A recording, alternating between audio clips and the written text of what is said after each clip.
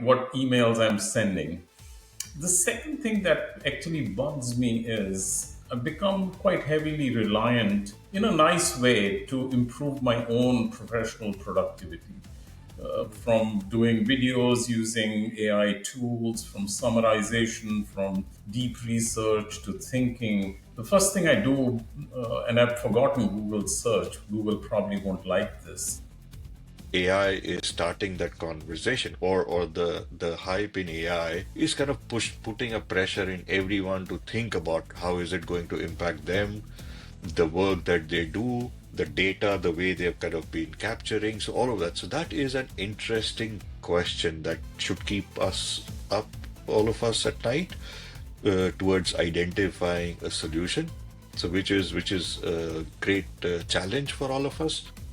So that company specific data store knowledge base, I think, is where these generic but very complex large models, which are doing decent work even within sector specific problems, when combined with a RAG, would definitely help us be able to explain more, trust more, and see repeatable results on problems that we throw at it.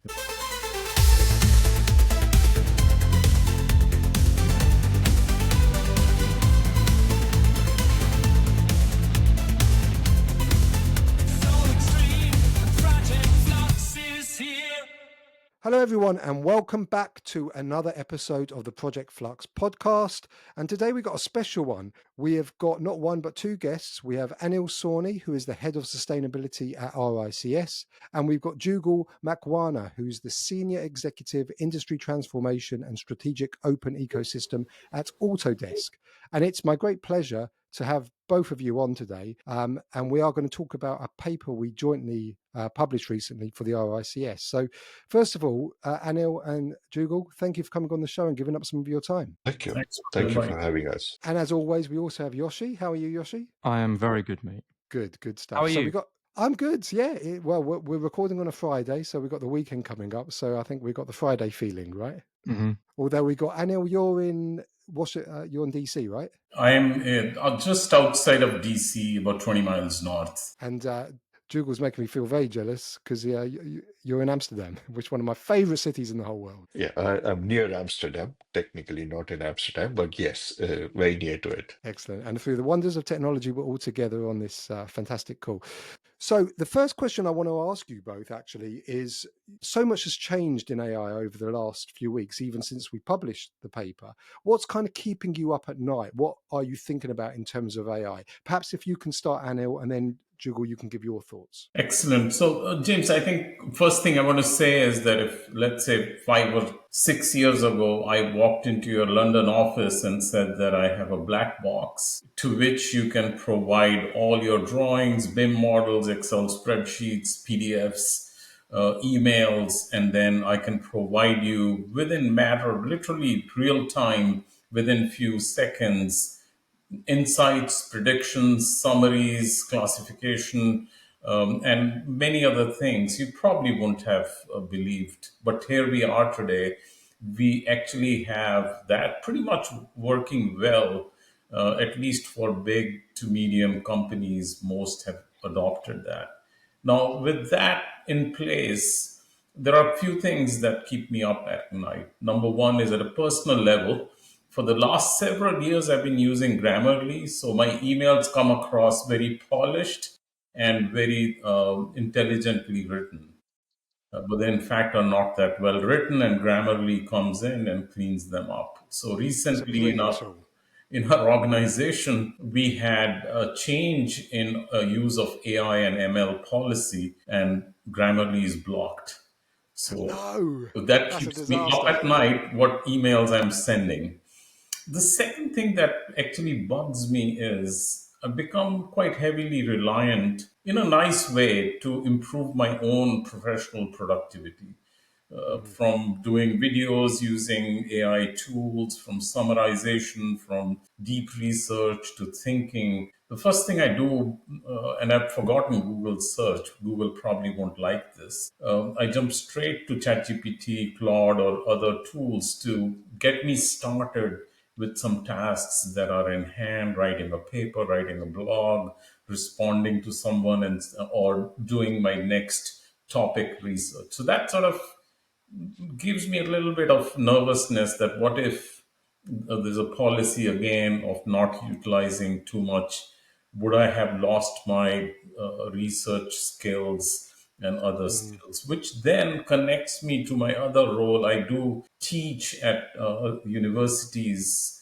When I see students, we've in fact embraced AI. So we have homeworks, assignments, projects for our students that ask them explicitly to use ChatGPT. But then, would we slow down in development of critical thinking, problem solving skills if there is so much heavy reliance on ChatGPT, for example?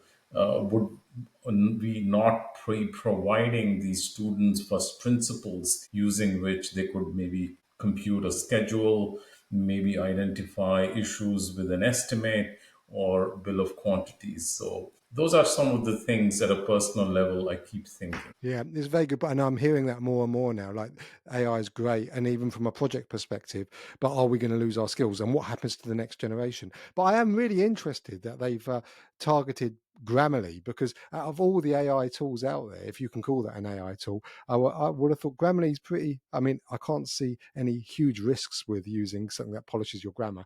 But there you go. Maybe they've done it just to keep you sharp, Anil.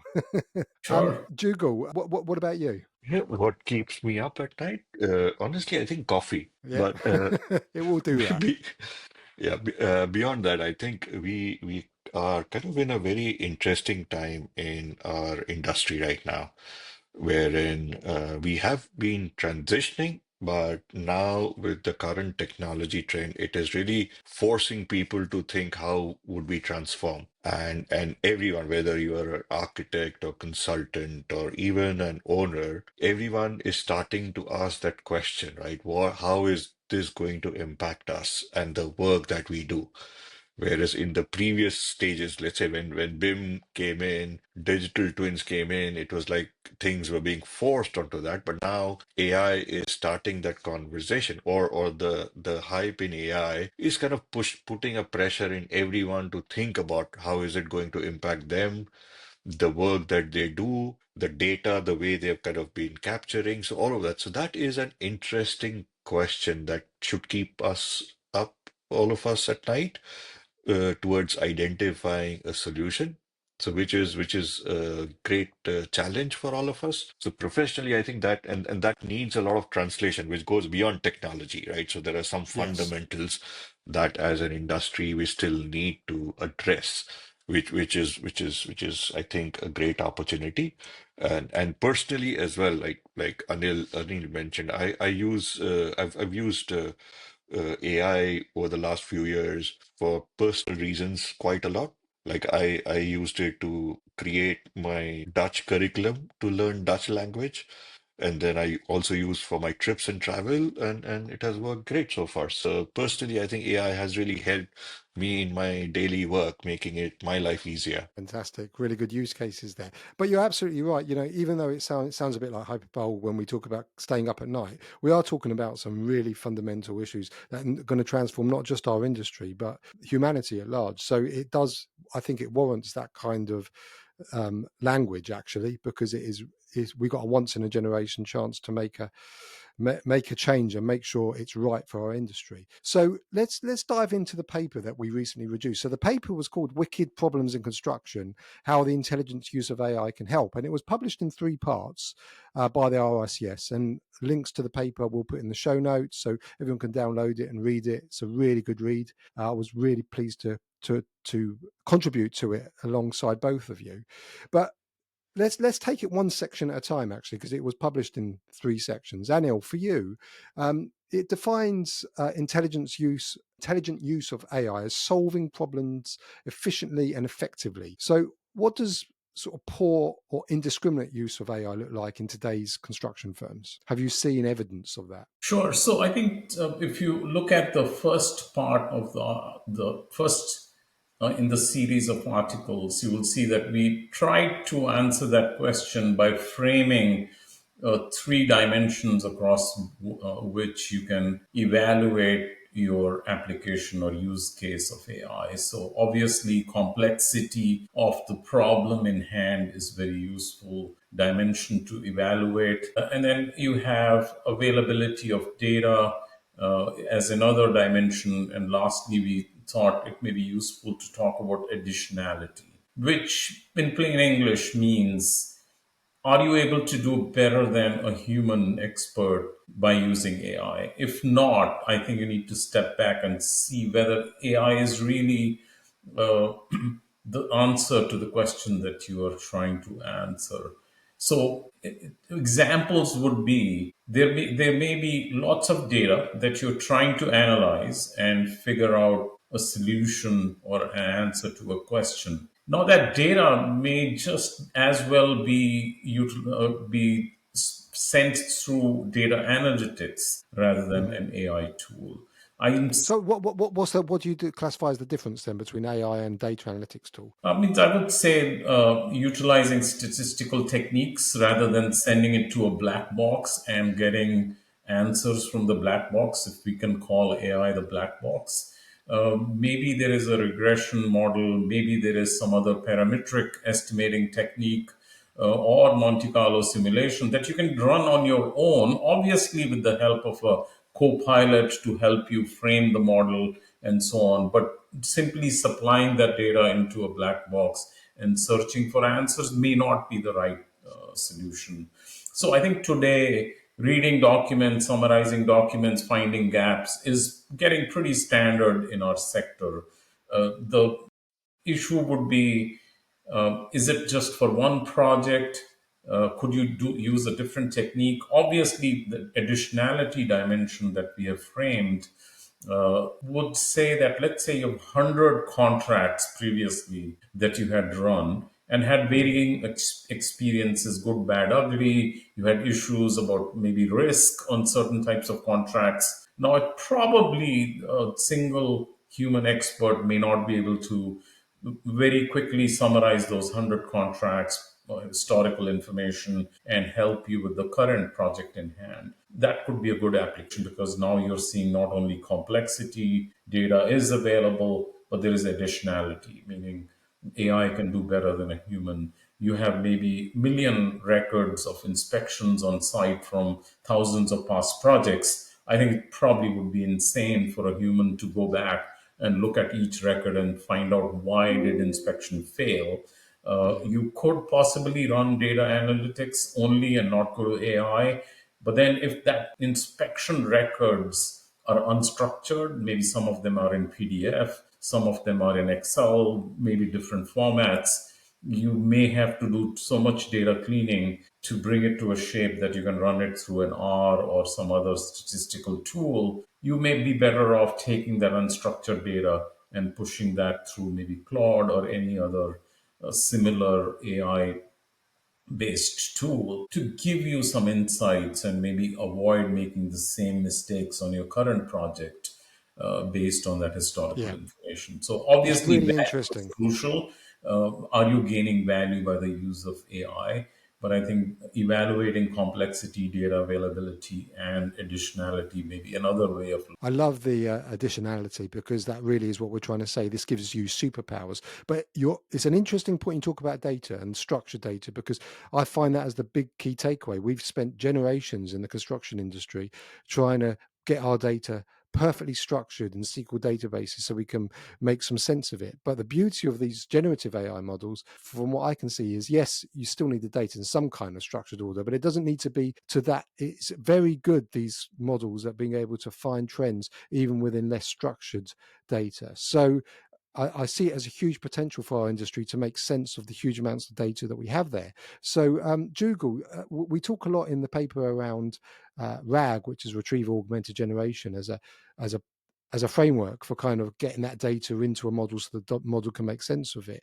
Do you see it being used effectively today? Because I've seen various use cases of RAG, some good and some bad. Uh, Firstly, do you see the same, and what makes good use of RAG technology for AI? Yeah, I think that there is a lot of work that still needs to be done in terms of to be able to make the most of what the technology has to offer to us. There are, let's say, use cases, but all of those kind of are built on a certain level of standardization and data availability.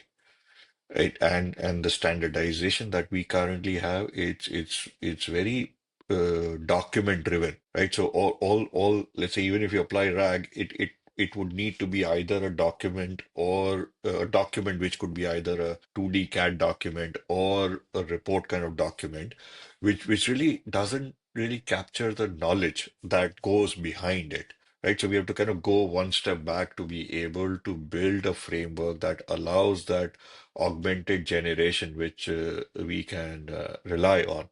So, what probably is essential for us to make the most of it is to be able to provide it with the different data sources that we have or we have accumulated over a period of time, and then a framework that allows it to integrate and gets us the insight that we need so that it's able to retrieve much more contextual information.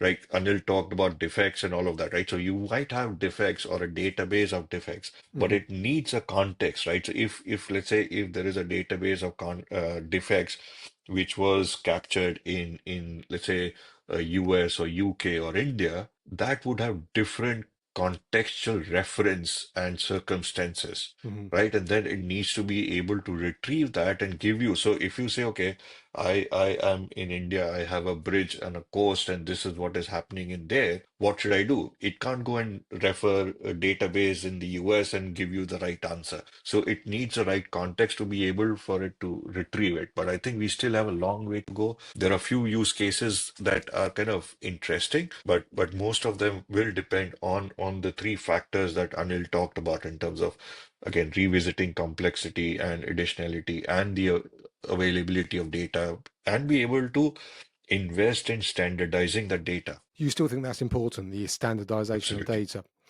Interesting. Absolutely. Because one of the core principles, let's say, when we implement RAG or any of these AI, Anil keeps talking about black boxes. Now, if you want to be able to trust the delivery or what is delivered out of that black box, you need to feed it with validated data. You need to feed it with standardized data. And that is where I think standardization is still the key for us to succeed in this. So we still have a long way to go because, as we know, we're not fully standardized yet. Yoshi, do you want to come in here? Yeah, I think for me it was just actually focusing back onto that black box because I recently saw Anthropic released they gave more information about their mechanistic interpretability technique, right?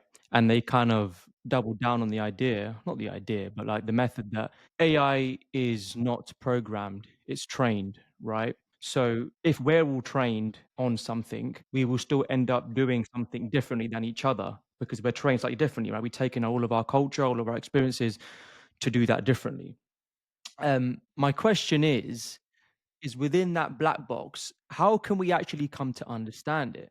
Because we mentioned we have to standardize a lot of this information, but even if you have the data there, it's how does the AI actually work with that data? What's its thought process that we still haven't sussed out? So how do you think that we can how do you think we can solve that within the construction industry? Because it's a challenge that we're still facing in big tech, right? Do you think we follow the big tech players I and then think apply that to the industry, you, or do you think we can just rely on the data? Because there needs to be some level of signposting as well, right? So I think you raise a very interesting point. I think there's this emerging discussion on explainable AI, because if it remains a black box, I think trust is going to be in deficit. So most organizations would be worried about utilizing AI because are you producing, especially in our sector, we are basically driven by contracts. There are lots of project based sectors, but those projects could be internal. So you have one department doing a project for another department with maybe some written documentation, but no explicit legal contract. Because our sector is all set up with contract, trust is crucial. So I think what I'm seeing is the general models which are getting released literally by the week 4.5 to Sonnet 3.7, and so on and so forth. If you compare the previous versions of those large language models or foundational models, you would see a need for fine tuning for our sector. Yeah, but slowly, Definitely. it seems the value of fine tuning to our sector is reducing because those generic foundation models are able to give you enough context from a domain or construction sector point of view. So, going back to what Jugal said, I think perhaps the magic still lies in the appropriate use of RAG. So, if Mhm. you are able to provide your own context, your own standard operating procedures, your own expertise and knowledge captured through folks who may be retiring from our sector soon. So that company specific data store knowledge base, I think, is where these generic but very complex large models which are doing decent work even within sector specific problems when combined with a RAG would definitely help us be able to explain more, trust more, and see repeatable results on problems that we throw at it repeatedly. We'll see some pattern evolve in terms of solutions that it is suggesting. But I think at this stage, we gotta keep reminding ourselves of this acronym, I believe, HITL, human in the loop. Can't Yes, do it yes. without human in the loop. I don't think James would be happy for his team to send out a cost estimate through ChatGPT, which nobody has looked at. No, you're so That would right. be And sleepless nights and probably very awake hours in a courtroom. Uh, yes. so I think RAG being able to provide context, and that's where, if you look at, I know we'll be discussing this a little bit further down, agents are becoming so crucial because you can impart knowledge, you can give them memory, can give them learning. Well, let's stick on that now then. So I did want to come on to agents because it's the big buzz at the moment and it's moving at such a pace. In fact, I was lucky enough to get access to Manus, which is like a different version of the AI operator, and I was playing around with it over the course of the last few days, and it's jaw dropping what it can do. So you can send it on a task, and it will go over, take over your browser. And what I found fascinating about it, so I asked it to create me a cost plan and on a particular job, just as an example. And it went off, it created a cost plan, it created a risk register, it created all kinds of graphs to go with it. And then something really weird happened, right? It once it done that, it then came back to me. I never asked for this. It says, "Would you like me to deploy this in a website for you?" So I said, "Yeah, go on then." And it literally put it in a website, and it's amazing. It was a dynamic website, and it was the most incredible thing I've seen. Now, going back to your point about human in the loop, Anil, it's going to become very difficult for people to resist passing stuff like that off. And we're naturally lazy as humans. I mean, either one of you can answer this. Do you think there's a real risk here that we are just going to become quite lazy and pass these things off, especially as trust in it gets better and better as the technology gets better? Yeah, I think humans fundamentally we are lazy. There are Yeah. very few of us who probably would want to put in that hard work. And technology, yeah, at times it's kind of blamed for being making us lazy, but it is here to help us. So it will help us in doing some of the more, I wouldn't say obviously complex tasks, but also some of those mundane tasks, right? So like, yeah, no one likes writing a report. And no one likes reading a report, right? We enjoy conversations, like we enjoy talking about things and we like doing things. What we don't like is about, let's say, documenting all of that and putting it into a form where people would read it and all of that. So I think the steps that we don't like, people would gravitate towards adopting it for that. And as Anil said, human will always have to be in the loop, right? So it is irrespective of, let's say, whatever cost plan it generated for you, someone needs to take it and implement it, right? So the fundamentals of our role is going to change for better, right? We would get more time, more opportunity to do the actual things that we like rather than sitting in an office and writing a 100-page report, which no one is going to read. Yeah, it's fascinating how quickly it's moving. And you're absolutely right. I think human in the loop is going to become really important, and companies' policies need to make that clear, because otherwise it won't be. You need to write it down and say this is how you deal with this. I heard an interesting thing today actually from somebody who said that one of the interview techniques that people are going to be coming at when you're interviewing for a job is to ask people, how do you manage agents? That's going to become a fundamental skill. Like, your ability to manage an agent is going to dictate how productive or how efficient you're going to be at work. So Mm. I think we've got really interesting conversations coming up in the next few months. But Yoshi, yeah, I think you had a question. Well, that's a great question. That's a great bit of information. That is how people Yeah, would. that was genuine That's from a really recruitment consultant. So James, you showed me the Manus outputs yesterday, and the one thing that really got me thinking was the way that it showed the cost estimations. It put it into a HTML web page. And Jugal, you just mentioned that people don't like to write and read reports because it's tiresome, right? There's so much to go through, and there is so much noise to actual signal. Now, my question to you is, do you think AI will significantly shift the way that we communicate, or the medium in which we communicate our project information? So we step away from long-term reports. We step away from all of these things.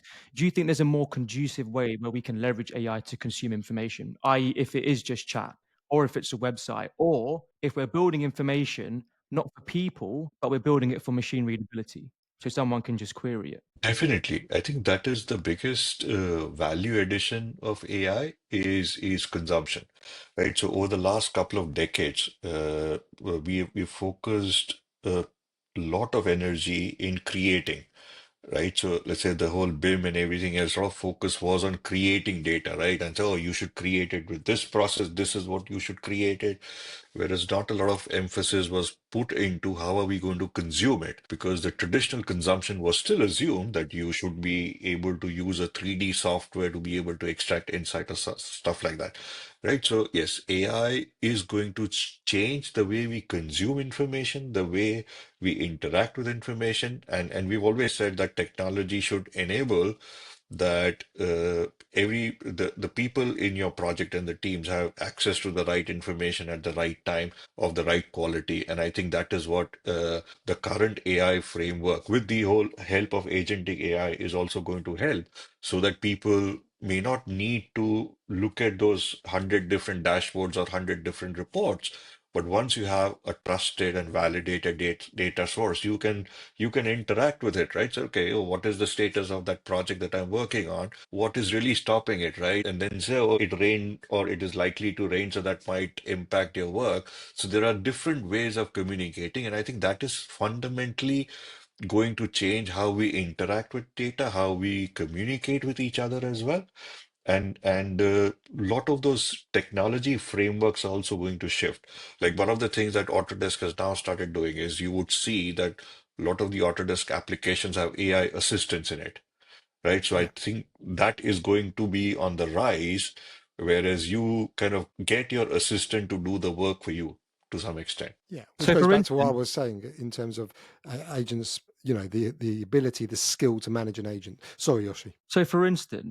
let's say I'm providing Anil some information about his project, and I might have given it within a bar chart or a line graph or something like that. But Anil, you don't find that useful. That isn't conducive for you to understand that information. Do you think it would in time be possible for the receiver to be able to manipulate the way they receive that input, that output? Mm, Yeah, I think fundamentally, I feel we are going to be living in a chatbot world, even in projects. You may send me a report even today, but I'm going to feed it into ChatGPT and ask questions.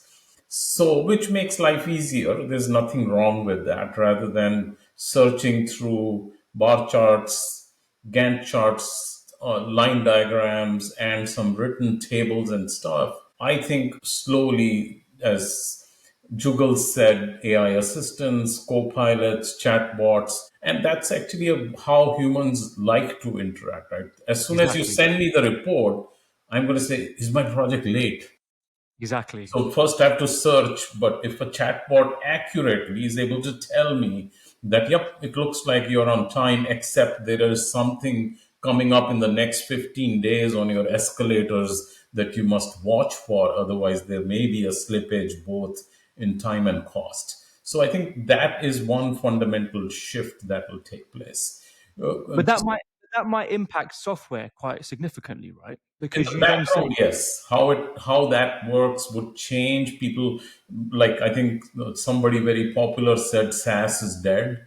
I think that's what they meant, that it will yeah, I've become heard this. the front end, and Front end. UI. would be very, very different if AI goes mainstream. The other thing I want to connect back to what James, you mentioned. I was listening to a podcast by the CEO of Perplexity. They said Mhm. very soon you will be marketing to your agents, not to humans. So Jugal Yes. needs to go to Hawaii. So he puts in his request to the agent and goes for a nice dinner with the family, turns off his phone. Now, Facebook may be sending you ads about flights to Hawaii. They're meaningless because his agent is the one who's going to go do the booking. So, very interestingly, he said that they'll be marketing to agents rather than marketing to humans, which tells you if this progresses in the right direction, where are we headed? So, yeah, Yoshi, I think the conversational style is where we are headed if everything falls in place. In a very profound focus, then we might end up having a distinction between the way that we communicate personally or interpersonally in our personal lives than we do professionally, right? And different again with how we communicate with agents. Yeah. Yeah. So Mm. right now, I speak to James at work the way that I'll speak to some of my friends and colleagues, right? Okay, it's a bit more formal, but I'm still speaking to a human. There could be a marked difference between the way we speak personally and the way we speak professionally to agents. You're right. Yeah, I think there's some changes coming. Yeah. Really interesting topic. Just picking up on sort of a devil's advocate question, really, Anil. So we've talked a lot about AI and the opportunities, but sometimes I feel like, particularly at the moment, we're using AI to solve problems that might just need better leadership or better collaboration or a better process discipline. Do you think that's still true? I've certainly seen some use cases where I thought that didn't need AI, that just needed you to be a better leader. That's why, James, we all together wrote these articles. And one of the second part talks about wicked problems, which is Yes. our way of saying, hey, let's first focus on complex issues that the sector faces that no single person, no single organization is able to solve currently. It has many dimensions. It fits very well into that three-dimensional space of data availability, quality, functionality, and complexity. So I think through that wicked problems framework, we try to bring some kind of discussion and thinking to which problems we should not be solving through AI. So related to that, and going back to what Jugal mentioned about data, I think we have been running a marathon trying to solve the data standards problem. IFC Mm. industry foundation classes done wonderful, but it's not that it was done in 2024. I don't want to date myself, but I know 20 years ago there was IFC discussion going on, so we Yes. made a lot of progress. We should not forget that yes, we can utilize unstructured data with AI, but the race or the marathon to get the data standards in place is also crucial, because what I'm seeing is, and this relates to the question that you posed, is obviously we are in early stages. Everyone is trying to search for pockets of inefficiency that can be converted into efficiency through the use of AI. Nothing wrong with that. Mhm. Contracts, material supplied to construction sites, quantity takeoff of 2D drawings, and so on. But there's going to be a day when we will create these islands of automation again. And if we have not progressed our data standards and a structured way of connecting these, after all, that idea of golden thread makes sense. So progressing both unstructured and structured data simultaneously is going to be crucial, because otherwise you'll be fighting this new inefficiency in which, sure, I read my contracts, found my risks, but then I have to transfer those risks into a risk management tool. And from there, I have to do something else and so on. So I think, therefore, keeping these two together, plus not just going and getting dazzled by solving small problems that, as you said, could be easily solved through leadership, collaboration, and teamwork. I think that's something that we should always keep in mind. Personally, what happens to me is, and you gave a very good example, I start solving a problem. In this case, you gave an example of give me a risk register, give me for a project. Claude comes back and says, "Hey, do you want me to give you a flashy dashboard?" I go in that rabbit hole and I Yes, just so easy. produce a publicly available dashboard. I haven't checked the quality of the response that I received. So I think we have to, and going back to that issue of laziness, we got to also stop getting distracted by that shiny object and stay focused on, okay, I wanted a risk register to get me started. I'm the human in the loop. I'm going to produce an excellent risk register. So let me use that as a starting point and see whether I got a good quality starting point also. So I think those are the things which address your issue of solving problems that AI has no room to play. Yeah, really good examples. I think the human element is going to become, funnily enough, it's kind of a weird thing, isn't it? As AI becomes more and more profound in our lives and takes over a lot more, our human characteristics are going to become more and more important. The way that we communicate, emotional intelligence, because still somebody needs to communicate what's happened, or to say, hang on, that's not an AI problem, that's a management problem, or that's a process problem. Jugal, just for you, particularly with your work with Autodesk, we've talked quite a lot about unstructured and structured data. Where do you see most firms falling short in building a usable data ecosystem? Is there some common kind of threads, or does it differ from company to company? Yeah, I think it kind of differs company to company and the scale at which they typically work. And what let's say Autodesk is now on a journey of transitioning from application organized company to a platform provider, right? That is with the objective of providing that platform that enables that golden thread and connectivity. And like Anil talked about the silos and the isolated workflows that people attempt at solving, right? And with AI, there is an opportunity to connect all those silos, not Yes. really breaking down silos, but connecting silos. And because of the sheer federated nature of our industry, we still have a lot more work to do. So there are pocket of excellences when it comes to data within an organization, right? So there are teams which might be good at collecting data, standardizing on that data, and using that data, but that is a very, very small pocket in a large organization. Hmm. And there's still a lot of work that needs to be done in connecting all the different uh, these silos across an ecosystem. So what we see is that organizations have now started realizing and questioning, okay, what is my data ecosystem? Yes. Where am I storing my data? So the conversation of common data environment as well as a connected data environment have increased. So more and more, what we see is more and more organization, more and more owners, more and more projects are realizing that, yeah, they should be using common data environment. Again, common data environment as a concept and as a technology has existed for 20 years or Yeah. more now, right? But now people are realizing that, yeah, they need to put things in an agreed location with a certain convention and wrapped around a certain standardization so that they can retrieve it.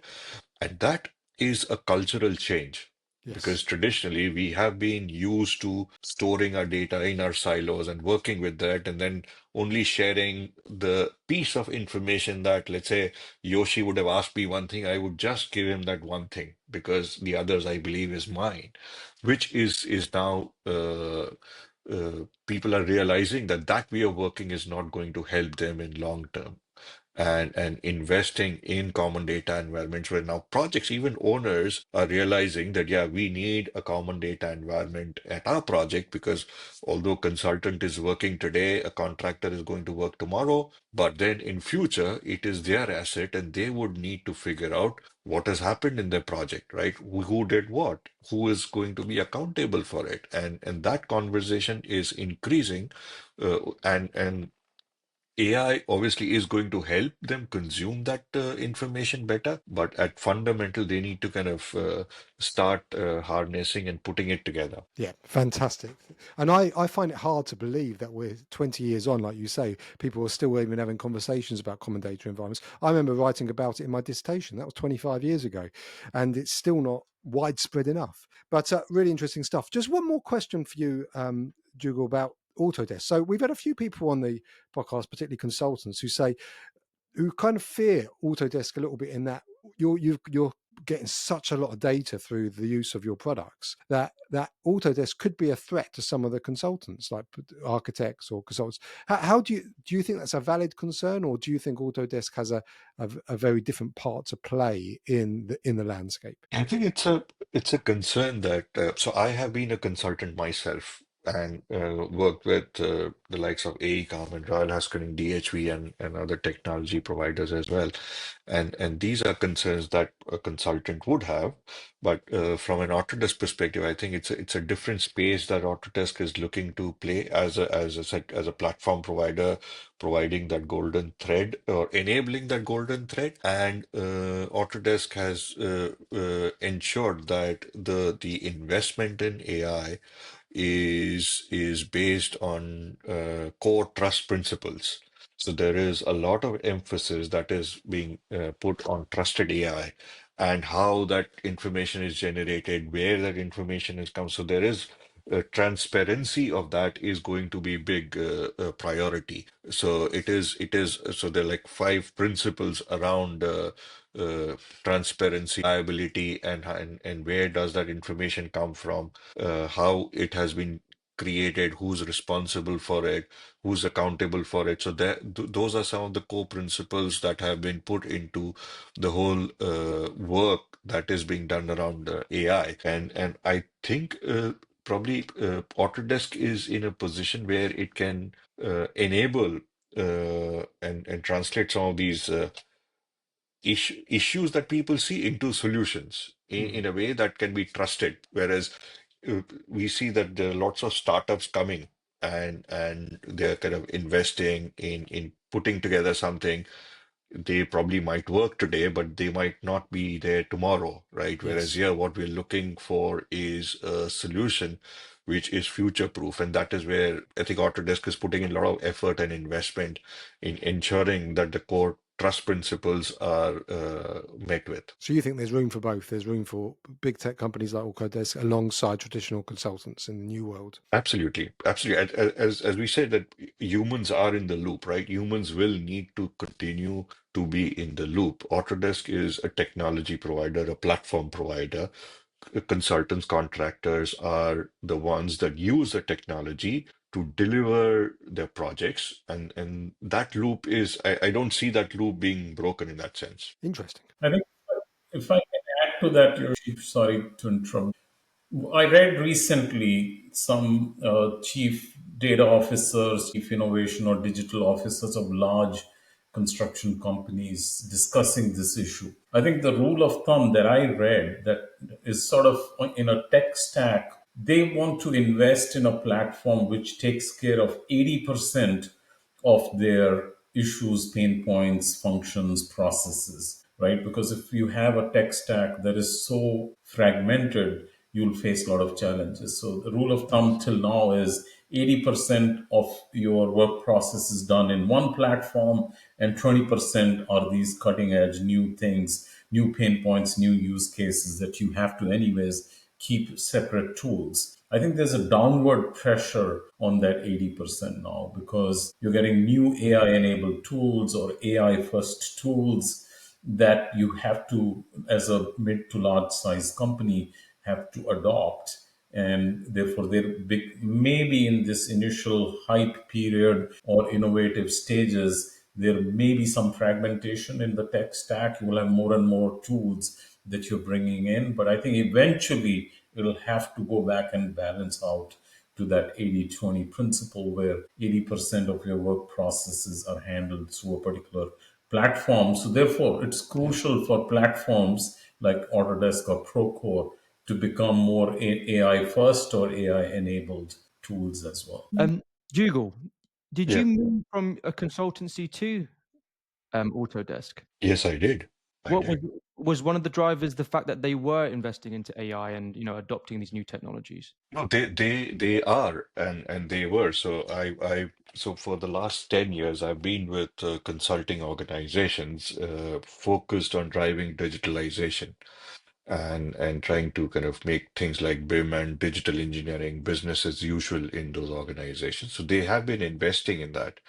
But one of the drivers for me to join Autodesk was the sheer potential that AI and technology have in enabling this transformation. So I thought I could play a much bigger role if I was part of Yeah, Autodesk in helping and supporting the industry rather than an organization. brilliant. Hmm. Such a fascinating discussion, but we are coming to an end, unfortunately.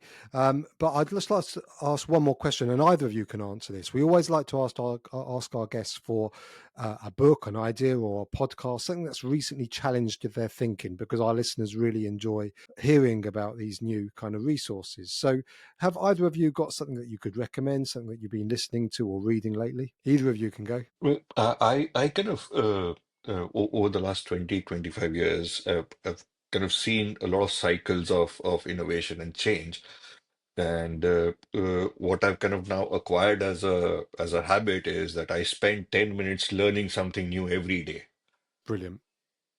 So not a specific topic, but something that comes to me which is new. I try to learn it, understand it, and then see, okay, how it applies or doesn't apply. And in today's world, I think, yeah, like we talk about relevance, but I think relevance isn't about knowing the next big thing. It is about staying deeply curious and humble and enough to unlearn and be bold enough to adapt to those changing situations. That's crucial at the moment, because if you get too kind of head in the sand about your point of view, you are going to end up being made to look a bit silly, because things change so quickly. So you have to be adaptable. Anil, what about you? Anything you can recommend? It definitely means LinkedIn and podcasts are everyday affair, but sometimes I do think that is that a bubble? Isn't that what's really happening in construction? So if you look at it, I mean, there is some study that came out in the US about only 10% of the companies are using AI right now.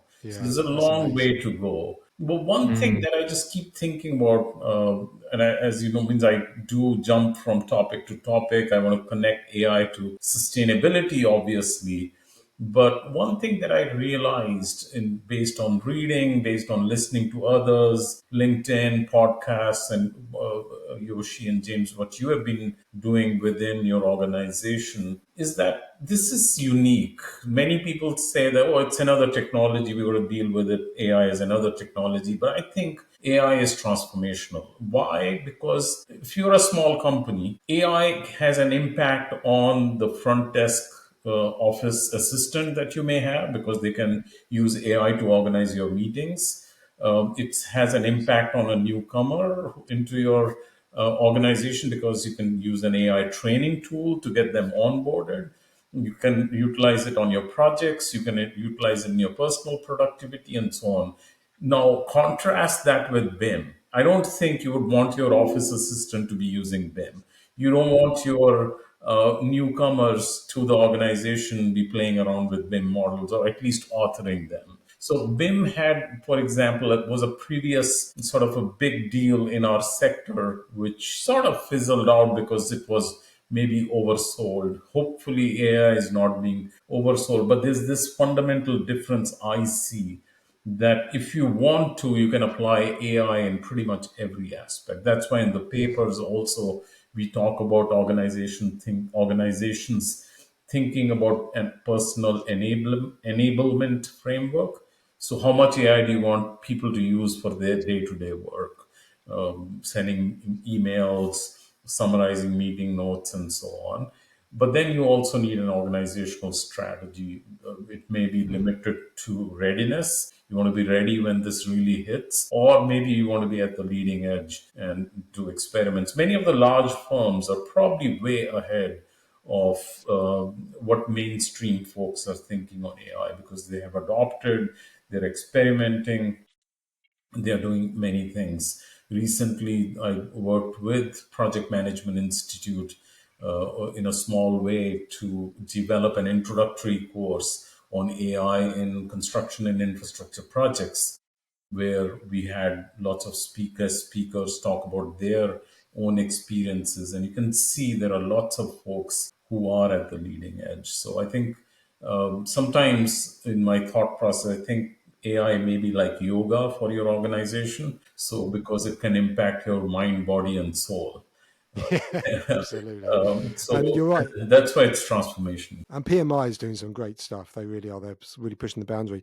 And you know, you're right about BIM. BIM had a lot of friction to adopt it. You know, not least the expense. Whereas AI is frictionless because you can pick it up for personal stuff and get to grips with it. So there's no reason for anyone not to at least try it. Whereas BIM, I think, was a much harder concept for people to understand. But But James, I is that because AI is in itself just intelligence? It's Yeah, pervasive. it's because No, people can relate to it because you talk to it in a human manner. And I think the light bulb moment that we talk quite a lot about, where you see somebody who has got no interest in tech or anything, realize that, wow, this technology can actually help me, whether that's in work or anything else, is quite a humbling experience. I've seen it happen a few times with a few different people, and you genuinely see a change to their whole demeanor and face, because this isn't just like BIM's just a means to an end, really. Whereas AI, I think people see it. It doesn't matter if you show them in a work context or a personal context; they immediately can relate it to anything. So it's very powerful. yeah, I think so. AI in a way has democratized a lot of things, right? So AI in a way is democratized, like what Google Maps did with mapping, Exactly. right? So let's say the chat GPTs and the large language models have democratized AI and made it easier for people to access it, adopt it. Whereas yeah, I don't think we should compare BIM and AI because they're two different things. BIM is a process of, let's say, structuring and standardizing and delivering an information model, which can then be kind of connected with AI to extract insight. So these are two different things, but there is obviously a difference in the way both of these are positioned and the level of democratization that has happened in both of these aspects. Absolutely. Well, listen, guys, we've run out of time. Unfortunately, it's been an incredibly fascinating conversation, as I knew it would be. And all I can say from a personal perspective, it was so wonderful to be involved in wicked problems in construction. I encourage all of our listeners to download it or follow the links that we're going to put in the show notes. And I feel very blessed that I was able to work on it with both of you gentlemen. And thank you so much for coming on the show. And hopefully you'll come back again another time to tell us about your further experiences. We Any final words from you guys? agents, agents, agents. We're going to have Agents. another podcast on agents. Let's Yeah. do Yeah, it. Let's put it in the diary. yeah. No, But thank you, thank you. It was a pleasure, James, and yeah, it was all Anil's brainchild, the paper. So I was glad that I could join in as well. Thank you. fantastic. We'll see everybody later. Thank you very much indeed. Thank you very Bye. much. Thank you. Bye. Project Flux is here. That's a wrap for today's episode. But before you go, exciting news. Project Flux is teaming up with Project Management Global to bring you the latest in AI driven project delivery and essential management insights. Through this partnership, expect weekly AI insights, practical tools, and expert thought leadership, ensuring you stay ahead in the evolving project landscape. Stay tuned for exclusive content, joint research, and strategies to supercharge your project outcomes. You can learn more at www.pm-global.co.uk and be part of the future of project management. See you later. Project Flux is here. Just want to give a big shout out to our sponsors, Construct AI. For anyone interested in looking at Construct AI, the link's in our show notes. There's a free tier that you can play around with. Yoshi and I have been using it for a good year since it was originally launched, and we get a huge amount of value out of it. So I thoroughly encourage everyone to go onto the Construct AI site and have a play around. Cool. And guys, before we sign off, please don't forget to share, follow, and like all of our stuff. So that helps us to engage with you and understand a bit more about what you want so we can bring it to your doorstep as early as possible. See you later, everyone.